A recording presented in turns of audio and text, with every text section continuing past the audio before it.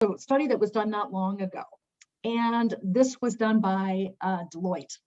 And what was really interesting is they asked thousands of people around the world up to VP level to describe the amount of complexity that they had at work and how they would describe their work, from very simple to very complex.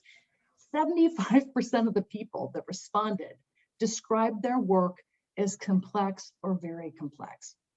So if that's how you perceived it, others perceive it that way too. But what is the impact of this besides the obvious that doing a lot of complexity really stinks? I like to say that complexity at work is really destroying our companies. And I mean that very strongly. There was another piece of research that was done at SAP, and they asked at the CEO level around the world, a couple thousand CEOs, what's your number one strategic concern? 70% of the CEOs said their number one strategic concern was complexity, and that it was only getting worse. Now, that was the first time that when CEOs answered, it wasn't something like global competition, product costs, etc. It was complexity, which is usually the beast that we create and become a slave to ourselves. So this is a problem because it's a financial drain on companies. But the real reason this is a problem is because complexity is the enemy of meaningful work. It holds you back from driving change and doing innovation in the first place. So there's something we need to think about, because if you're operating with complexity, you can't move fast enough to compete. And in today's world, the big thing is that speed is more important than size. Sometimes you're working at a great company with a great brand with incredible amounts of money and distribution is a wonderful thing, but it's also a negative thing if it slows you down. And if you don't believe me, take a look at this slide that has companies on it that are less than 20 years old that have completely transformed their industries just by using simplicity as the way that they work. All right, so think about this, right? These aren't unicorns. These are billion-dollar behemoths. So you've got Uber that makes it simple to get a car, right? Airbnb, when we used to travel, makes it simple for you to get a place to stay. Dropbox, simple to share files. Kickstarter, easy for small organizations to get money and get products faster. You get the idea. So if you're just thinking about the normal competitors that are as big as you or in the same sphere, you're probably not doing it right. There's a lot of things that are going to be coming up like a dimmer switch that could completely transform you out of nowhere. If you're not operating with simplicity, you'll be caught off guard. So I want to ask you a question. You know the complexity is a problem, right? So here's what you need to be thinking about. Why do we choose it? Right? Why do you as a leader choose complexity every day? Let me do a little warm-up exercise with you just to kind of get us going into the next part of the presentation. If you have something in your hands, put it down. And I want you to try this little exercise. I can't see you on screen, so I trust that you're going to try this yourself. Here's what I'd like you to do. I want you to pat your head, rub your stomach, and click your heels. Just try that right now. Pat your head, rub your stomach, and click your heels. Everyone trying that? Okay. Now stop. How many of you, and you can just do it by raise of hands, even if you're not on camera, how many of you were able to do all three at once? All three at once, right? Raise your hand. How many were able to do it? Wow, people are proud. I already got 24 people that said it. Okay, that's great. Many, over 30 now. Okay, here's the issue with that. That's not what I asked you to do. I just asked you to pat your head, to rub your stomach, and to click your heels. Why do we assume that we needed to do all three at once? This is a great example of where most of complexity is self-imposed and unnecessary. That's the bad news. The good news is that a lot of that's in our sphere of control, and we can eliminate a lot of the stuff that we happen to experience every day. Like, here's what just happened with you, right?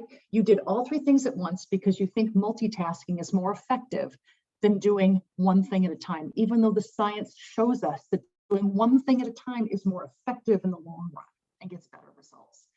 The other thing that just happened here in terms of brain science is we tend to elevate everything to the same level of urgency, right? Every meeting, every email, every response, every report, very important.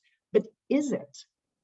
And that's a really important thing when it comes to processes and decision-making complexity.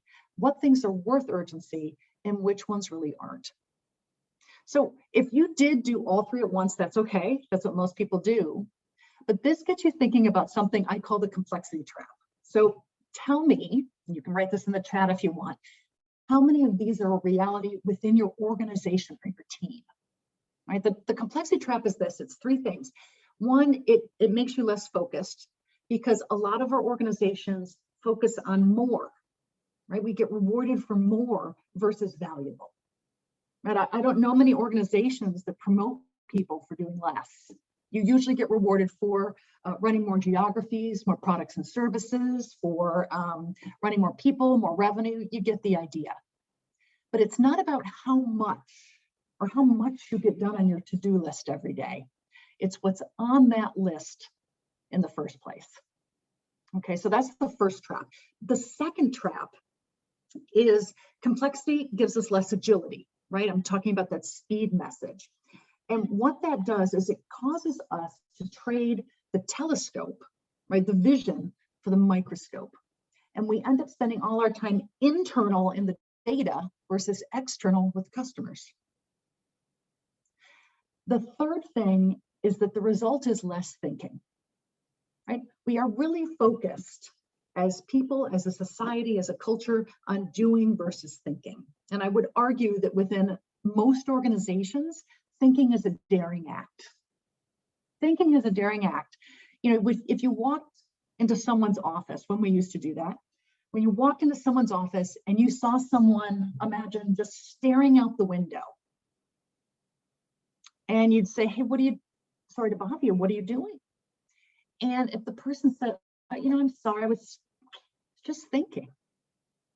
What's most people's reaction to that? Get back to work. And when someone asks you, how are you? What is the first thing most people say? Busy. I'm so busy, right? Because if I'm busy, I'm valuable. We as leaders have to stop that and need shifting it to having more thinking time versus just doing time, right? It's not about activity, it's about outcome. So what does this mean in terms of shifting from just doing to thinking? Well, let's think about thinking. All right, and this is something we don't think about very often. Take a moment and consider when and where do you do your best thinking? In fact, I'm going to ask you to go back to Menti, and you can go to this current slide and tell me, when and where do you do your best thinking? I know for me, it's when I go running, when I have coffee in the morning. Used to be on an airplane, but not now. Let's see what we have going here. I always love this because I'm always shocked by what I see, and I'll tell you why in a minute. Wow, this is a very clean group, a clean and athletic group. Shower is a big one. Driving, morning, okay. Some people it's at night before they go to bed. Some people it's in the morning. Shower, in the shower. So there's a couple different ways people said that. Before my baby is awake, I remember those days. Car, relaxing after work, cooking. Okay, this is interesting. I'm getting the theme here. Everyone can keep sending in their answers, but what I'm always surprised about is not the uniqueness of the answers when I do this exercise, but the consistency of them. And here's what we see, right? When you look at this word cloud here. First of all, when and where people do their best thinking is typically when they're alone, when it's quiet, and when they don't have to think about what they're doing, right? So meaning driving a car, you don't have to think about what you're doing, or when you're cooking. or when you're taking a shower. The other thing that you notice is that rarely, if ever, do people say they do their best thinking at work. No one says I did it while I was collaborating, while I was with peers, I was in a meeting, I was responding to email. That's not what they do. Now, here's the thing I want you to think about. Our best ideas tend to happen when we're alone, but our best ideas are built when we're together. So one of the problems that we have right now when we talk about collaboration is meetings or Zoom, and we haven't put in enough of the thinking time beforehand to make it productive. So we have to carve out thinking time that's productive for each person. We all think differently, and then be able to come together and collaborate and build on it. So when and where do you do your best thinking? And if you're a leader here, that would be a really great thing for you to ask your team. I do my best thinking when it's quiet. Some of the designers on my team do their best thinking when they've got like throbbing trance music in their headphones. So everyone does it a little bit differently. Okay, that's where we do our best thinking. So how do we need to shift to simplicity so we can have more time for this kind of thinking? Right? That's what simplicity is. It's about getting rid of or improving what's not working so we can have more time for innovation. The front end of innovation is really simplicity, right? If we don't simplify and get rid of, we won't have time for the things that matter. So we have seen a lot of simplicity, and we've seen, frankly, some of the best people that have pivoted during COVID because they already were focused. Let me give you some examples, right? There's nothing like a burning platform that gets people focused on what has to happen because it forces change. Some people don't need to be forced. You got Dyson that does consumer products, and they realize maybe it's not just we're a consumer products company, but actually we're a manufacturing company. And we're going to use our manufacturing to help donate or create 10,000 ventilators in the UK. This is the Covent design. Or maybe it's a service company like, let's say, OpenTable. Here you are in COVID, no one's going to restaurants, they can't. So what do you do if you're a restaurant reservation system? You better figure out something else to do. And you realize that you're not a restaurant reservation system, you're a reservation system. And cleverly you partner with grocery chains who typically aren't the most technically savvy, and they now have a safety issue. OpenTable would help different chains throttle 2-hour windows for people to shop, especially the elderly, and it would help grocery stores better manage their inventory so they wouldn't run out of important things like toilet paper or wine, for example. Now, those are just some instances during COVID, right? People that are pivoting well, it's not just because they've been forced, it's because they know how. They're agile and can move with speed. But that's not what we want. We don't want a burning platform to make us change. What we want is to be able to do it proactively, right? Create the future, don't have it put upon you. And these are some people that are making simplicity really the strategic advantage for them. So that's something to think about as an organization. Your strategy might need to involve simplicity. And how you want to do that could either be informal or formal. Depends on how you are culturally, how much you want to dive in, and how much you want to invest in it.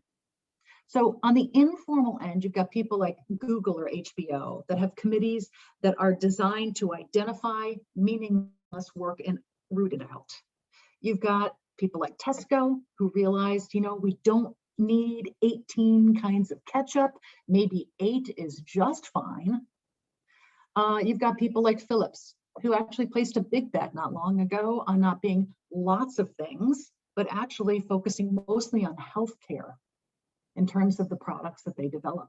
And then you move all the way up the ladder, right, to people like Van City Credit Union, to Pfizer, a client of ours who actually has chief simplicity officers, simplicity teams, and teach people around the world to kill stupid rules. So how much you want to do depends on how serious you are, but there's more than one way to do it. So here's what I want to get at now. Why do it? If this slide isn't enough for you, I'm not sure what will be. First of all, the obvious thing is there are incredible financial benefits to simplifying. First of all, it's free. right? Simplicity is free. Getting rid of has so many benefits in terms of time and money back. But there's a great study by Siegel and Gale, and I invite you to look it up. They're a really great design firm that focuses on simplicity. And they do a simplicity study, and the results are fascinating every year. They know with brands, you can charge a 6% price premium or more if you are simple to work with. Customers value that opportunity. It's worth their time, right? The stock performance of companies within an industry that are simplified versus the more complex players outperform the complex companies by over 200%. That's huge. And even better, the customers are 70% or more likely to recommend you to a friend, which is like a free sales force. Right? So that's a lot of benefits there. The bigger benefits, and these are the ones I guarantee you're going to be hearing about, they are cultural and ethical. Now that's interesting, right? Ethical. So here's why. It's a cultural shift because when you are simplified, your employees are working on things that matter, and so they like their work. They're more focused and engaged, right? They're not bored or doing mundane tasks. They are more likely to stay, and their customers are more satisfied, so they enjoy work more. You know, what's interesting about culture is I think that we do not really think about culture in the right way at work. Most people think about culture as cultural aesthetics. And so these are things like, colorful organic food in the cafeteria, colorful whiteboards, great breakout rooms, right? Cool furniture. That's not what culture is, right? It's not just about the fun parts. Culture is the work you do every day. That's it, right? Because if all it took was for you to have these cultural aesthetics, Google would have 100% retention rate, and they don't. And they have incredible benefits. Culture is the work you do every day. That's what gives people satisfaction. So when you think about your team, right, the sphere of control you have, if the work you do every day is meetings and emails and process, that's your culture. If the meetings or the work you do every day is innovation partnerships and new product development and coming up with new ways and strategies or challenging the status quo, that's your culture. So there's a big cultural component here. The final one I'll tell you is ethical. And the reason this is incredibly important has been exacerbated by COVID, and that's the importance of time, right? Time is really the most important thing that we have. It's the most valuable, and it's always shocking to me how we give it away so freely. So, they have that phrase, tell me what you say yes to, and I'll tell you who you are. So what things are you saying yes to versus what things are you saying no to? And, you also can think about it in terms of time versus money. Why do we get mad when people waste our money?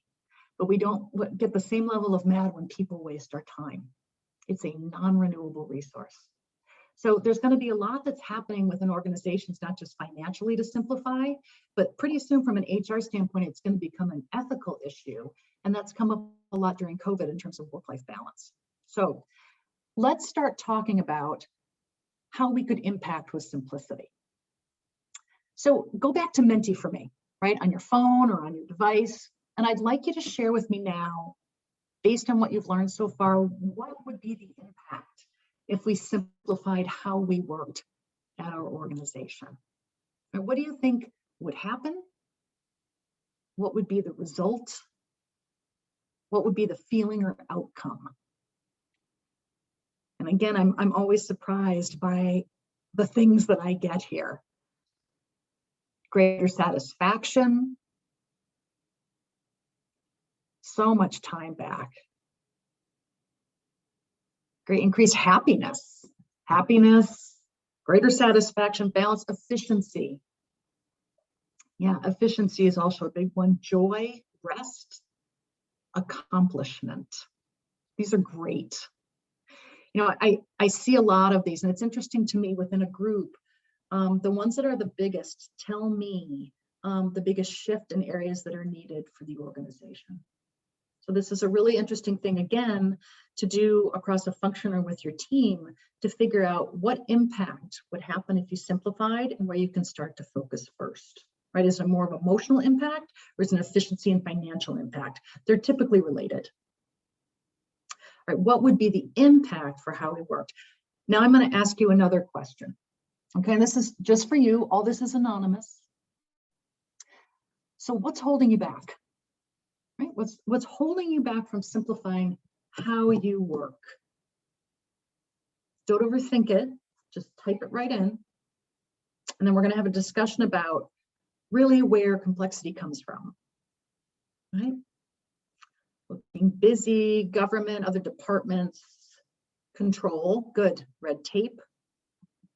Fear, God bless you. Here we go. Legal always gets thrown under the bus. Legal, HR, procurement. Let's see, internal processes, optics. Right, this is great. This is great. Audit, there we go. The poor functions always get thrown under the bus.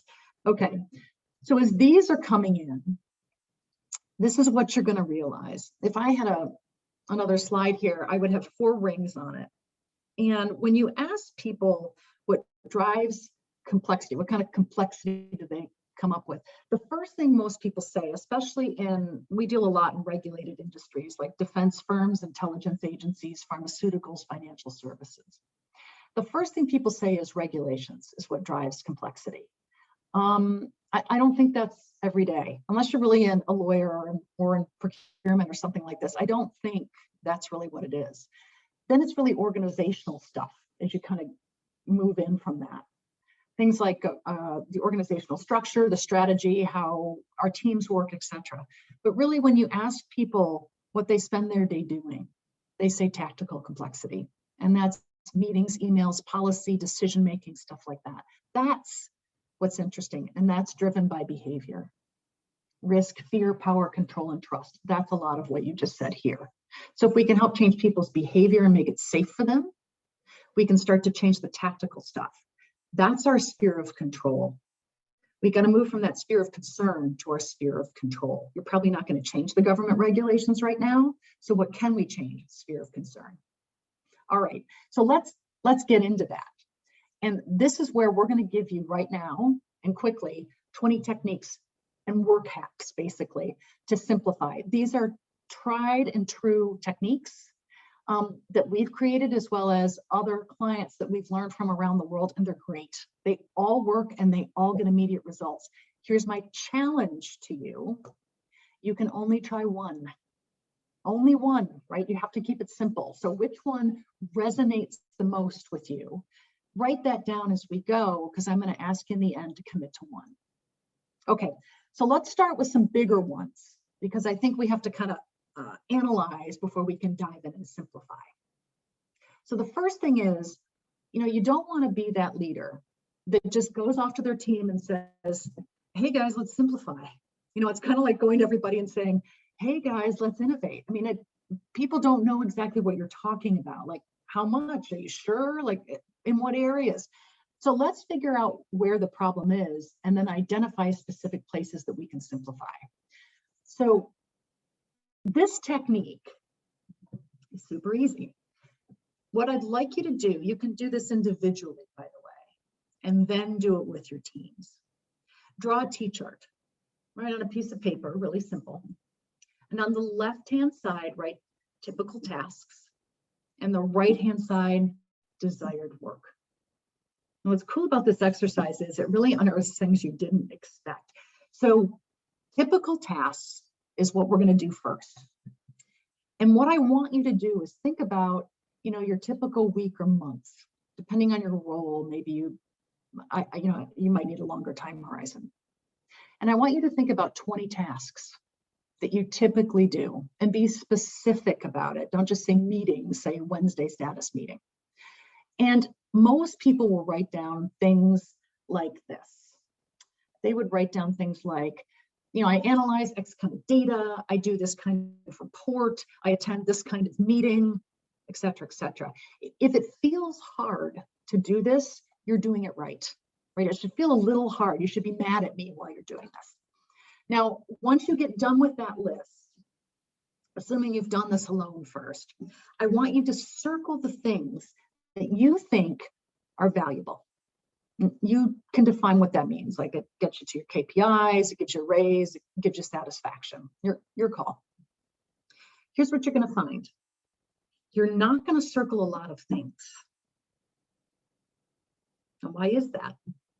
Here's where human nature comes in. You're going to start being defensive because everyone thinks they're doing valuable work. And the only reason I'm not doing valuable work is because I was forced to or obligated. We start making excuses. But what you want to do is take a look at that list, and the things that aren't circled are the things that you should look at simplifying and getting rid of to make space for stuff on the right-hand side. By the way, when you do that left-hand side with your team, don't ask people to call out what their typical tasks are and what they circled and didn't circle, because people will get very defensive, or they'll say, oh, all my stuff is circled and it's all very valuable. So keep it as a kind of background thing, but have a discussion about, are there things that we could actually get rid of as a team and get suggestions? Now, the right-hand side is actually even more important. So if you're a leader, and people always say, well, I wish I could work on more valuable things.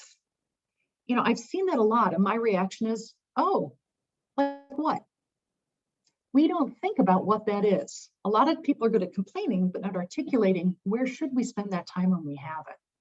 I was talking with Voss, who's the CEO of Novartis, and I said, you know, I think the biggest challenge for leaders is what's going to happen when they're unbusy, because they're not going to know what to do with their time.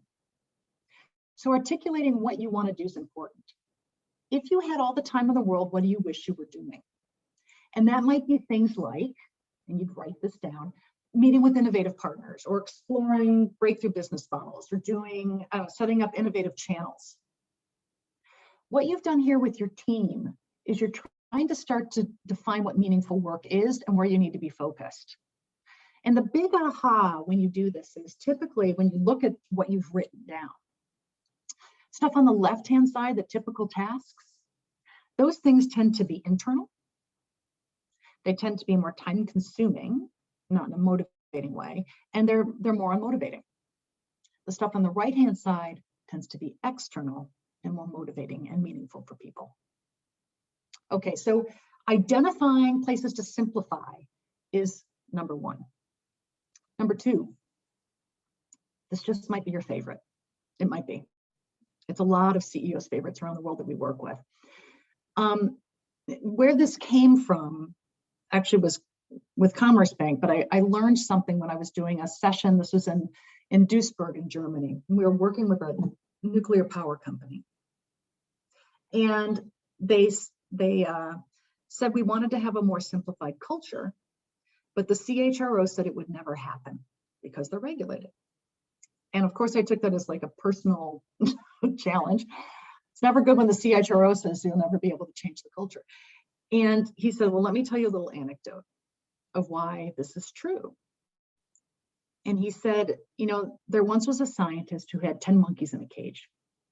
And one day he decided to perform an experiment. And he said each day he'd put a banana on top of the cage, let the monkeys fight to get it. And as soon as one got the banana, he'd let that monkey eat it. But he took a bucket of water and poured that on all the 9 other monkeys that didn't get the banana. And they would screech and be mad. We did this every single day, Tuesday, Wednesday, until Friday came.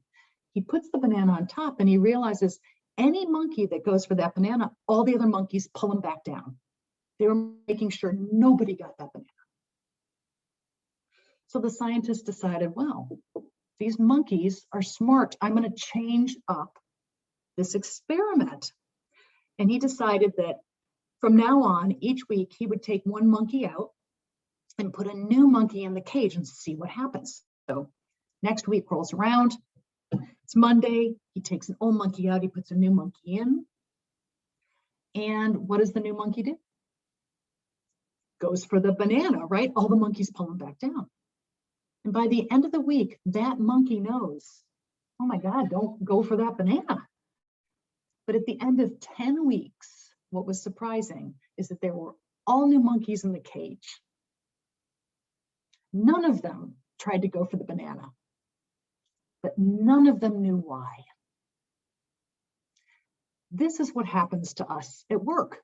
We don't question why some rules are in place, right? We don't challenge the status quo enough. Some rules were put in place for a reason, but many rules have outlived their time.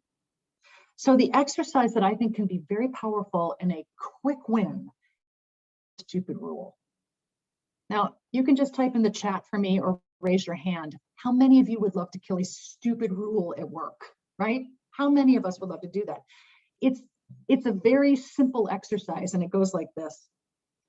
You get your team together for half an hour, and you ask them if they could kill any 2 rules at work, right, that would make them more productive or more innovative or whatever, move faster. What would they be and why? Here's what's going to happen.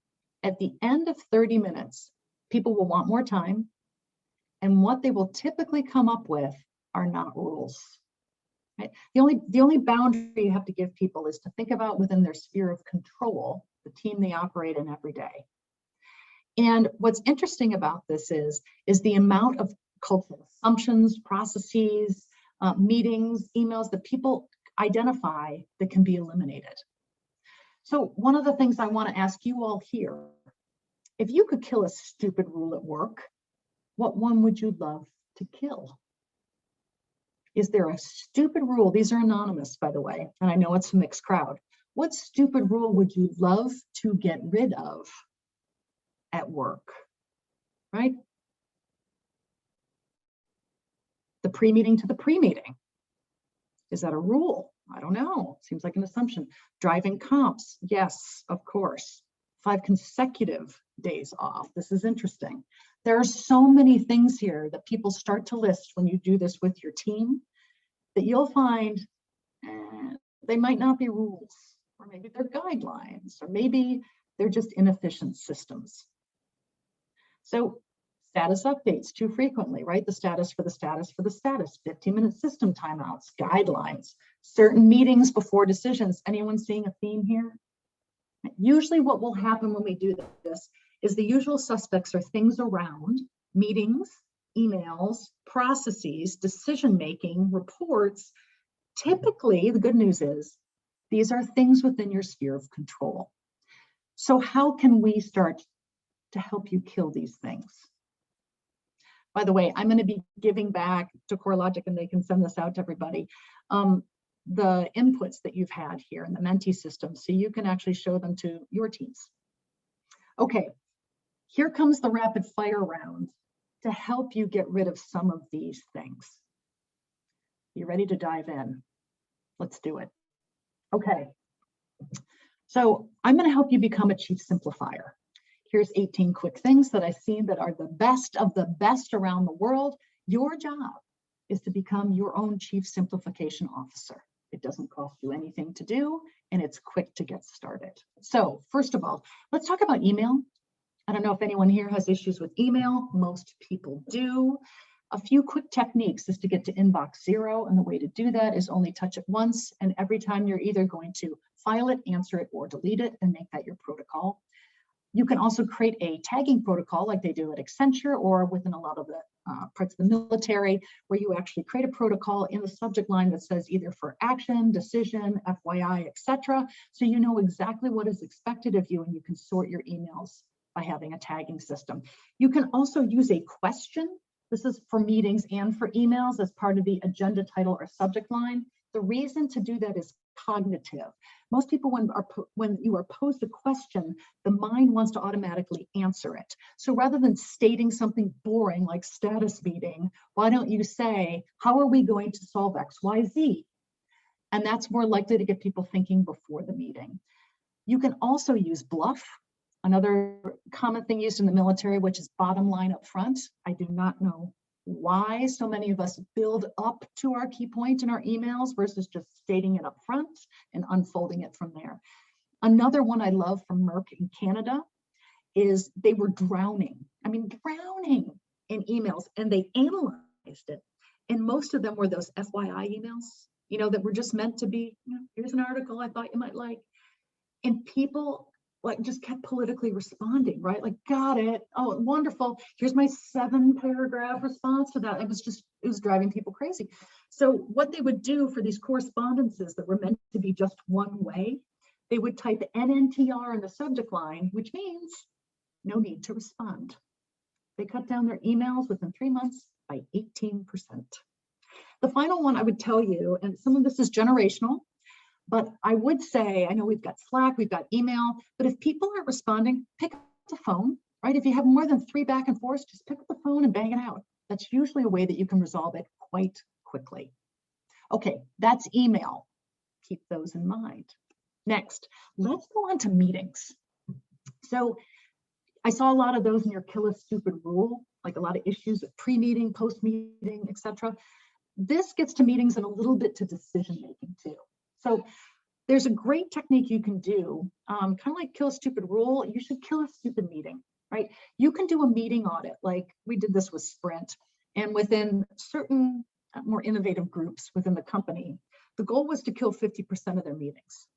You're not going to kill 50% of meetings, but the idea is you're going to really try hard to analyze what just isn't working, right? What's a zombie meeting? What's a meeting that was set up, when we kicked off a project, but we're just too polite to kill it?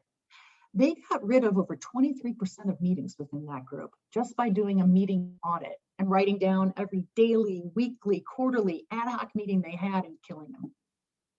Another thing you can do that groups, some really good mid-sized companies do is every year, you can do this every quarter if you want, they declare meeting bankruptcy. And you can wipe off all those recurring meetings from the calendar. And that makes people that want to put those meetings back on have to really fight for and prove why they still need that frequency and that amount of time for that meeting. If you can't do that, change the frequency of your meeting. Maybe it's not daily or weekly, it can be monthly. Go on a time diet. 30 is the new 60, 15 is the new 30. Really figure out how much time you need, set different defaults. The other one I really like comes from Bristol Myers Squibb, which is who's the D? And they don't accept a meeting unless it's identified in the meeting invite who the decision maker is. You have to remember that emails are for information, meetings are for decisions, and that's a great way to kind of keep those apart. The other thing we're seeing a lot with COVID is drop-off meetings. So think of your meetings like funnels, especially your status meetings. Have the most broad topic up front, and as you get more focused, people drop off. In fact, you will know if you are a simplified company, if uninviting people to meetings is like a symbol of success. Your time is way too valuable to be here. Okay, and last ones before I open this up to some questions, let's talk about processes. We always think that simplification is about eliminating, and it is, but it's also about making things clearer, more streamlined, understandable, more repeatable, and more accessible too. So break any process or group that you have into parts and analyze each part and decide who will miss it. And if there's really not a good reason why you would miss a certain part or step, eliminate it. Another one is to identify redundant work.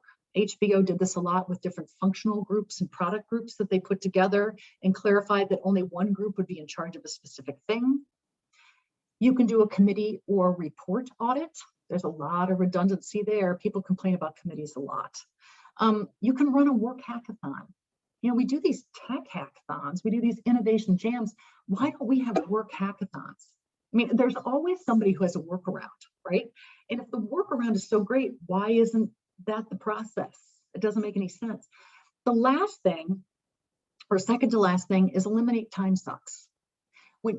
Simplicity is framing things properly, right? If you say, guys, I want to make sure that you're only doing valuable work, everyone is going to tell you that they do valuable work. No one's going to say they're not working on valuable work.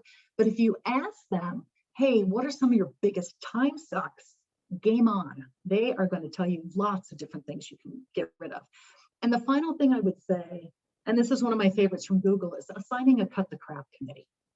They have rogue groups within the company that they just decide to assign 2 people every month whose job is to be like this anthropologist and look at how everyone works and figure out where they're wasting their time. Come back at the end of the month for the status meeting and report back on all the crap that they suggest has to be cut to save time for work that matters. Pretty good. I'd love a cut the crap committee, right? Okay, we've just gone through, in a hurry, 20 things you can do to simplify, so you can have that ethical and cultural transformation. The question I have for you is, which one are you going to do first? And I mean one. Do me a favor, go back to Menti, and let's get a pulse on this group. Which one are you going to try first? Are you going to identify places to simplify? Kill stupid rules? Cut the crap committee? NNTR? How are you going to get people more engaged because you are simplifying how you work? All right, let's see what's coming in here, because I'm always curious what the answers are. Inbox to NNTR seems to be a big favorite of everyone. I love the ones that you're choosing, by the way, because they're easy to do. I mean, a lot of these are designed that you don't have to get permission to do them, right? Sphere of control, not sphere of concern. The other thing is, if you're not the boss, and you might need to get permission to try it, you can frame it as an efficiency effort. There are very few bosses that are gonna argue with you about getting time and money saved. They're not gonna argue with that. Okay, we can see here, cut the crap committee, inbox 0, NNTR, killing stupid rules is always a fan favorite. Who's the D? Okay, great ones. I like to get a pulse on what people think here. Now, I'm just going to do something really quick. We only have a couple more minutes left. I'm going to open up here to everybody now that we've captured what people are thinking. I'll just do a quick AMA and ask me anything. What kind of questions are going through your mind, having listened to this talk on simplicity and complexity, that you want to talk about with the group here or have me answer? Feel free to type it in, and I'll just take a couple questions here before I have to turn it back over to Sage. So anything that came to mind, or any comments about tips that you thought were interesting or worth trying, or you want to know more about? Okay, a couple things that are happening here. Let me see as these come in. How did you read my mind of the different areas that bogged down my day? Just a note on that. You know, we laugh, but there's truth to every punchline. It's because so many of the things are tactical and in our sphere of control. It's stunning, no matter where I go around the world, how consistent it is with meetings and emails and processes. Okay, let's see. How do you manage up this message? You know, that's a good one. Here's the great thing about simplicity, though, is because you can frame it as an efficiency effort, you know, rather than a cultural and ethical one, very few people in leadership are going to argue with it, because you're going to get immediately, in terms of metrics, time and money saved. And that's great.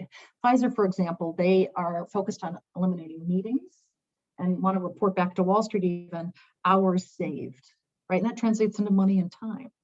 So the other thing is that you're going to see a cultural shift in terms of client retention and employee retention. So choose your metric, but I think those are great things that you can argue up of why to do it.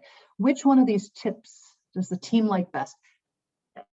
The fan favorite over all companies, especially CEOs. I've done this with Ken at Merck, I've done Voss at Novartis, we've done it at Citigroup, I've done it at Fidelity. They love kill a stupid rule. They love it. And let me just give you a tip quickly before we wrap up here. If you do kill a stupid rule, you're going to be a hero. People will not believe that you're letting them do it, right? It's like lighters going off at a concert. They just are so excited about it, right? But the thing you have to do is, if you're leading this effort, you must kill a rule at the end of it. If you don't, you're a complete jerk. You cannot do it. So if you're the boss, or you're partnering with someone to gather kill a stupid rule, make sure you let everybody put the rules up there. You can vote on a board or a Google Jamboard virtually on which ones are the most important. You can either kill it right there, or you can pilot getting rid of something and see if it works, if you're really against risk. right, let me try one more here, Sage. Is that cool? One more here. Cool, got the thumbs up from Sage. How do you avoid backsliding into these old habits? Oh my God, thank you for that. You will most definitely backslide. So here's the thing that whoever posted that is smart. It's not about tactics, it's about behavior change. So what you're gonna start to see, like with Kill a Stupid Rule, is where the pain points are and talking about the behavior that's driving it. Why is there so much email? I'm worried I'm gonna lose my job. I'm worried that I'm not gonna be perceived as valuable. And you have to start to instill behaviors that allow everybody to be simplified. Example, at Pfizer, they said, well, we're going to let everybody say no to meetings. That's a behavior change. They told people that they could say no to meetings. What happened? Nobody did it. And the reason why is because the boss didn't say no to meetings. So it's very important that if you're doing it, like a Kill a Stupid Rule, or you're having people say no to things, the leader has to do it too. Sage, I think we are out of time. I'm sorry, we have so many great questions. It's a really participative group. And I thank everybody as I turn it over here to Sage. And I just want to tell everybody, I hope that we're going to get to the work that matters. I hope you learned a great tip. And if you have questions, of course, contact us. We're happy to help you work through to get to the work that you really want to do. Sage, back over to you. Thank you. Thank you so much, Lisa. I think that gave us all a lot to think about. I have many takeaways, and I love that you're going to share what you gathered there for us. So thank you for that, and we'll definitely get it to everybody. And I love the quote, our best ideas happen when we're alone, but they're built when we're together. That's really, really meaningful. So thank you again, and we look forward to following through on some of these. Thanks, Sage. All right, great. As we transition to our first panel, I'd like to do a couple more spotlights. So our second client spotlight is Jared Maggard from Zions. And Jared, fun fact about Jared is that he loves to travel, as you can see, and he loves to go on adventures with those travels. So, you know, kind of easy things like running with the bulls and a lot of other examples that he gave. So that's something I think all of us can relate to and admire and love that you've done that so much, Jared. The thing Jared loves most about his career is being part of an industry that impacts the public good and specifically positively impacts safe and sound lending practices.